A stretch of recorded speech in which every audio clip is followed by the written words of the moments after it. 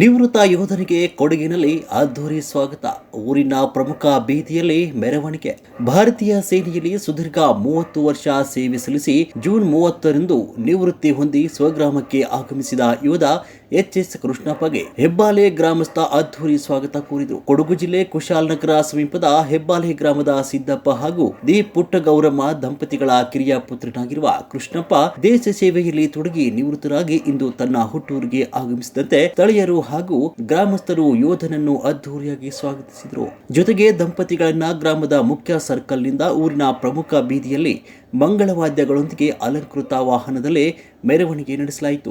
ಮೆರವಣಿಗೆ ಉದ್ದಕ್ಕೂ ಅಭಿಮಾನಿಗಳು ಜಯಘೋಷಣೆ ಹಾಕಿದ್ರು. ನಂತರ ತಮ್ಮ ಮನೆಗೆ ಆಗಮಿಸಿದಾಗ ಮನೆಯವರು ಮಂಗಳಾರತಿಯೊಂದಿಗೆ ಯೋಧರ ಕುಟುಂಬವನ್ನು ಬರಮಾಡಿಕೊಂಡರು. ನನ್ನ ಈ ಬಂಧುಗಳಿಗೆ ನನ್ನ ಚಿರಋಣಿಯಾಗಿ ನಾನು ಜನ್ಮಾಂತರಾಗಿ ಸ್ವಾಗತವನ್ನು ಸ್ಮರಣೆ ಮಾಡ್ತೇನೆ. ಹಾಗೆ ನನ್ನ ಗ್ರಾಮಸ್ಥರಿಗೂ ಪ್ರತಿಯೊಂದು ಜನತೆಗೂ ನನ್ನ ಧನ್ಯವಾದವನ್ನು ಹೇಳುತ್ತಾ ಈ ಒಂದು ಚಿಕ್ಕ ಭಾಷಣವನ್ನು ಮುಗಿಸ್ತೇನೆ.